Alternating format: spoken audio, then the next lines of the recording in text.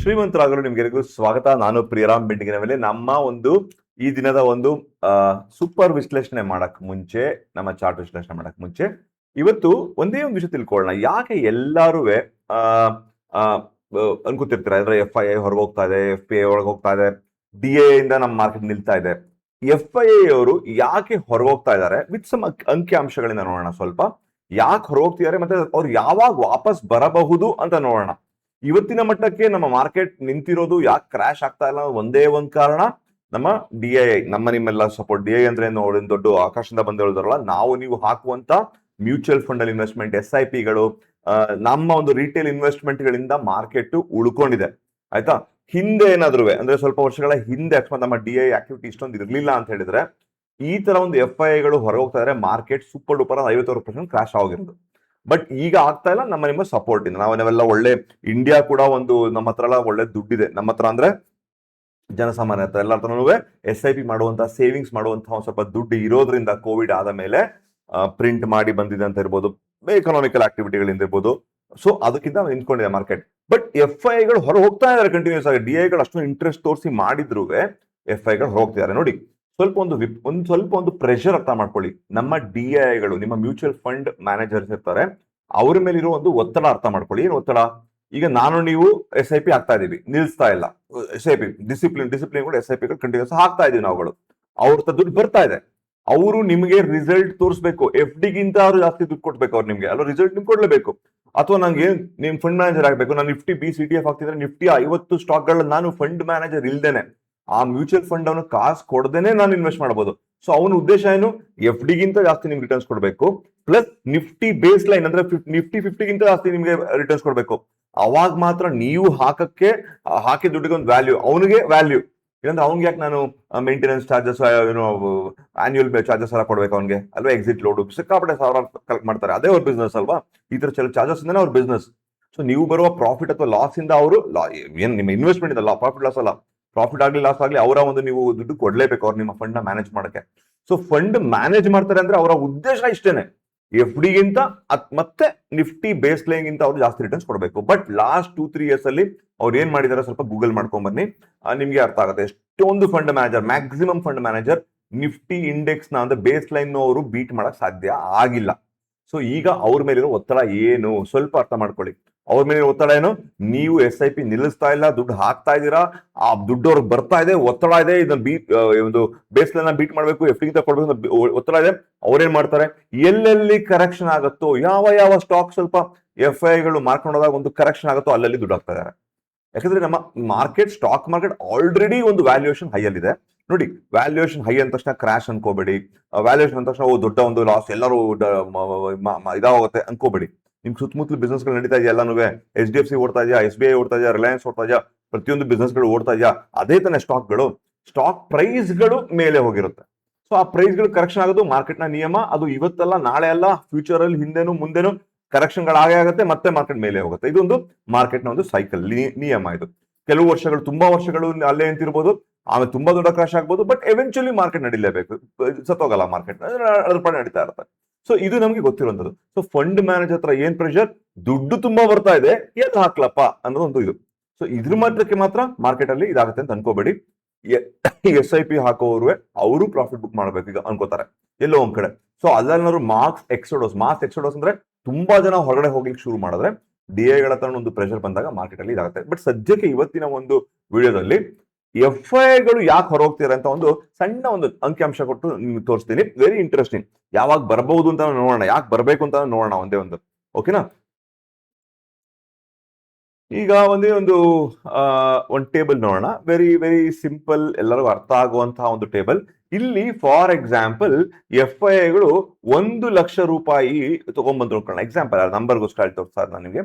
1 ಲಕ್ಷ ರೂಪಾಯಿಗಳನ್ನ ಅವ್ರು ತಗೊಂಡ್ಬರ್ತಾರೆ ಅಂತ ಅನ್ಕೊಳ್ಳೋಣ. ಅದನ್ನ ಅವರು ಬಿಫೋರ್ 1 ಇಯರ್ ಅಂದ್ರೆ 1 ವರ್ಷಕ್ಕೆ ಅವರು ಎಕ್ಸಿಟ್ ಮಾಡ್ಕೊಂಡ್ರೆ, 1 ಲಕ್ಷ ಇನ್ವೆಸ್ಟ್ ಮಾಡಿದ್ದಾರೆ, ಅವ್ರಿಗೆ 5% ಪ್ರಾಫಿಟ್ ಬಂತು, ಅಥವಾ 10% ಪ್ರಾಫಿಟ್ ಬಂತು, ಅಥವಾ 15, 20, 4 ಸಿನಾರಿಯೋಗಳನ್ನ ನಾನು ಇಲ್ಲಿ ಕ್ಯಾಲ್ಕುಲೇಷನ್ ಮಾಡ್ಕೊತಾ ನಿಮ್ಗೆ ತೋರ್ಸಕ್ಕೋಸ್ಕರ. ನೆಗೆಟಿವ್ ಲಾಸ್ ಆದ್ರೆ ಲಾಸ್ ಏನೇ ಅವ್ರಿಗೆ ಡಬಲ್ ಆಗುತ್ತೆ ಲಾಸ್ಗಳಲ್ವಾ? ಅಂದ್ರೆ ಏನೇನು ಇದು ತೋರಿಸ್ತಾ ಇದ್ರೆ ಸದ್ಯಕ್ಕಂತೂ ಪ್ರಾಫಿಟ್ 5%, 10%, 10%, 4 ಸಿನಾರಿಯೋಗಳಲ್ಲಿ ಅವ್ರಿಗೆ ಎಷ್ಟು ದುಡ್ಡು ಬರುತ್ತೆ ಅಂತ ನೋಡೋಣ. ಇದು ಬಿಫೋರ್ 1 ಇಯರ್ ಅವ್ರು ಪ್ರಾಫಿಟ್ ಬುಕ್ ಮಾಡ್ಕೊಂಡ್ರೆ ಅವರಿಗೆ ನೋಡಿ ಪ್ರಾಫಿಟ್ ಒಂದು 5,000 ಬಂದಿರುತ್ತೆ. 5% ಪ್ರಾಫಿಟ್ ಅಂದ್ರೆ 1,05,000 ಪ್ರಾಫಿಟ್ ಬಂದಿರುತ್ತೆ. Profit after tax short term capital gain tax ಬೀಳುತ್ತೆ. ಇಲ್ಲಿ ಬಿದ್ದಾಗ ಅವ್ರಿಗೆ ಬರುವಂತದ್ದು ಕ್ಯಾಪಿಟಲ್ ಗೇನ್ ಅಂದ್ರೆ 1,03,000 ಅಂದ್ರೆ 3,850 ರೂಪಾಯಿ ಮಾತ್ರ ಲಾಭ ಬಂತು. ನಮ್ಮ ದುಡ್ಡು ವರ್ಷಾನುವರ್ಷ -4% ಸರಾಸರಿ ಒಂದು ಆವರೇಜ್ ಅಲ್ಲಿ, ಇನ್ನು ಜಾಸ್ತಿನೂ ಕಮ್ಮಿನೂ ಆಗ್ಬೋದು.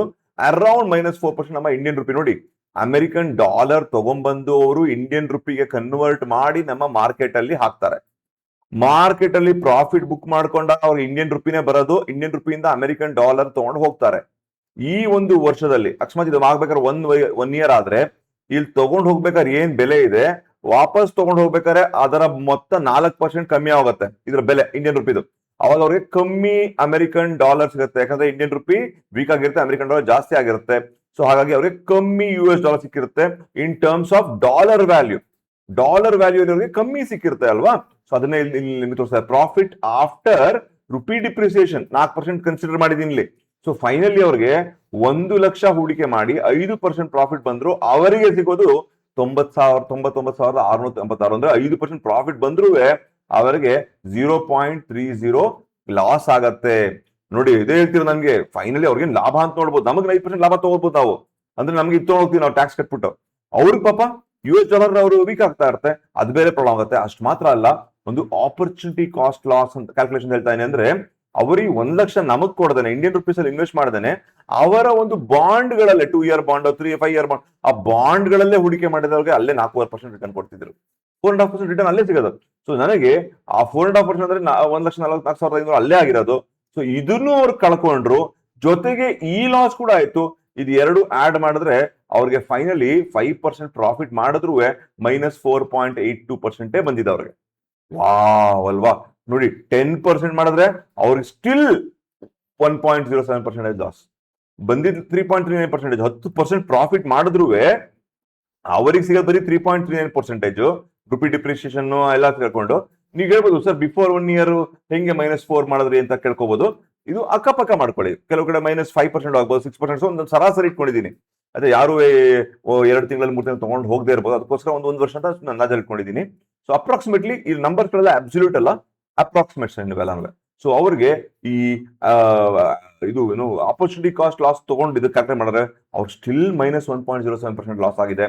15% ಬಂದ್ರು ಬರೀ 2.42%, 20% ಲಾಭ ಗಳಿಸಿದ್ರು ಬರೀ 5.67% ಮಾತ್ರ. ಈ 5.67%ಗೋಸ್ಕರ ಅವರು ಇದು ಎಕ್ಸ್ಟ್ರಾ ರಿಸ್ಕ್ ಲಾಸ್ ತಾನೆ, ಇದು ರಿಸ್ಕ್ ತಗೊಂಡಿರೋದಕ್ಕೋಸ್ಕರ ಬಂದಿರುವಂತಹ ಒಂದು ಪ್ರಾಫಿಟ್ ಇದು.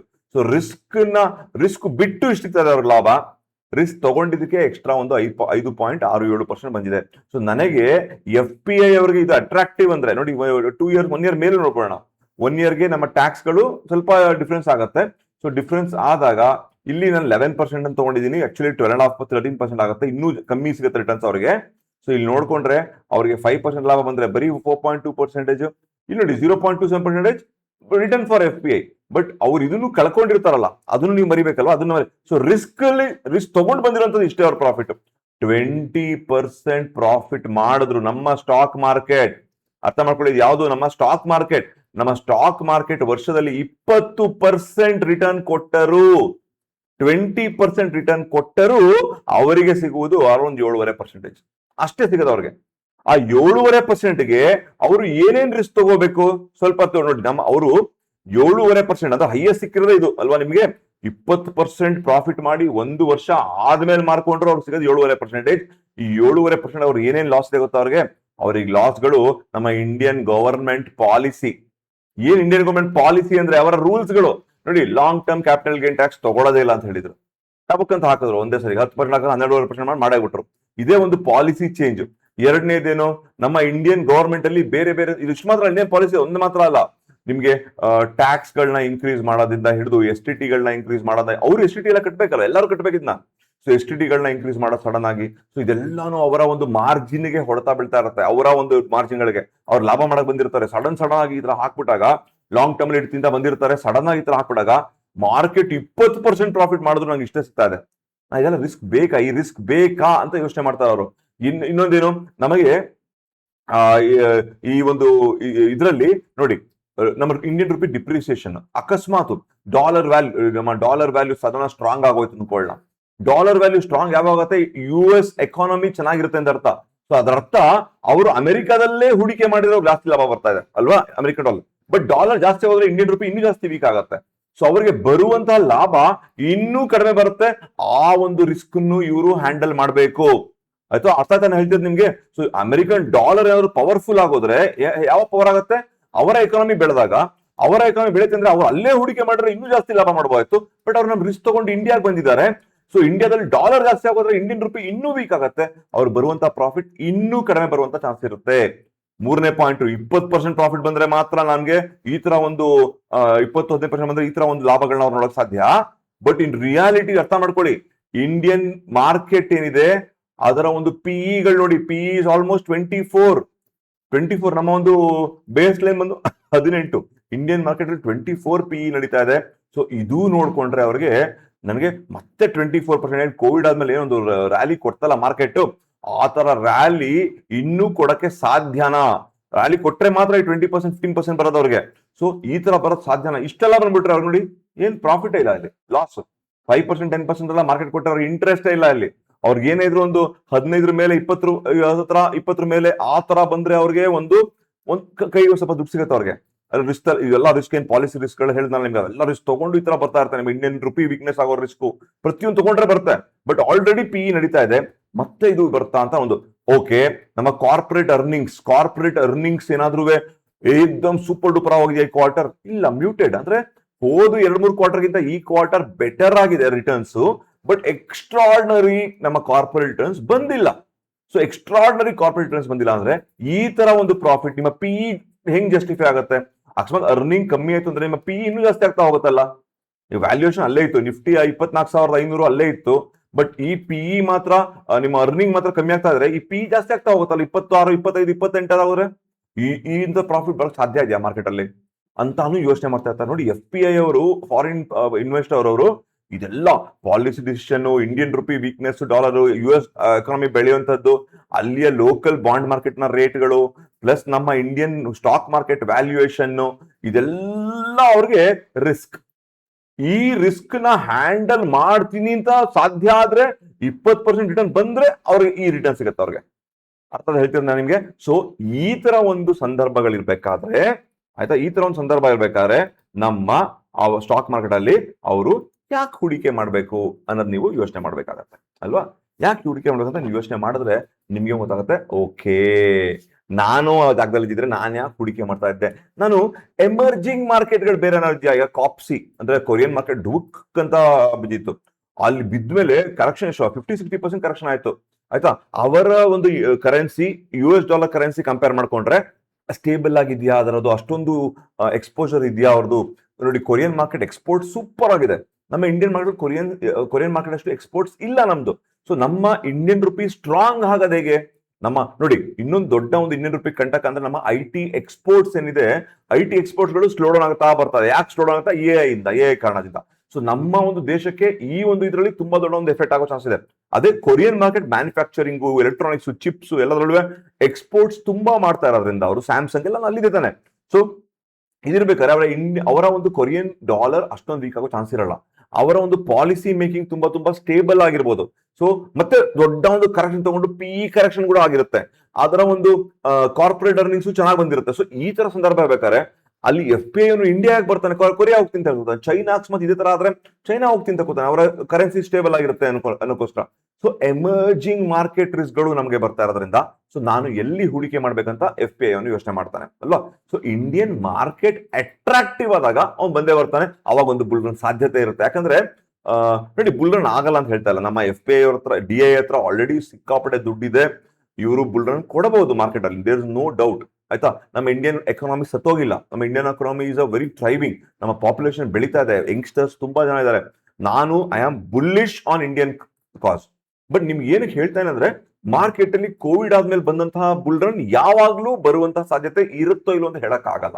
ಬಟ್ ಈ ಒಂದು ವಿಡಿಯೋನ ಉದ್ದೇಶ FPI ಅವರ ಒಂದು ಪ್ರಾಬ್ಲಮ್ ಏನು, ಯಾಕೆ ಅವರು ರೆಗ್ಯುಲರ್ ಬರ್ತಾರೆ ಸರ್, ಮಧ್ಯದಲ್ಲಿ ಜುಲೈಲಿ ಆಗಸ್ಟ್ ಅಲ್ಲಿ ಸ್ವಲ್ಪ ಬಂದ್ರಲ್ಲ ಸರ್. ನೋಡಿ, ಓವರ್ ಆಲ್ ಎಲ್ಲರೂ ಒಂದೇ ತರ ಡಿಸಿಷನ್ ತಗೊಳ್ಳಲ್ಲ.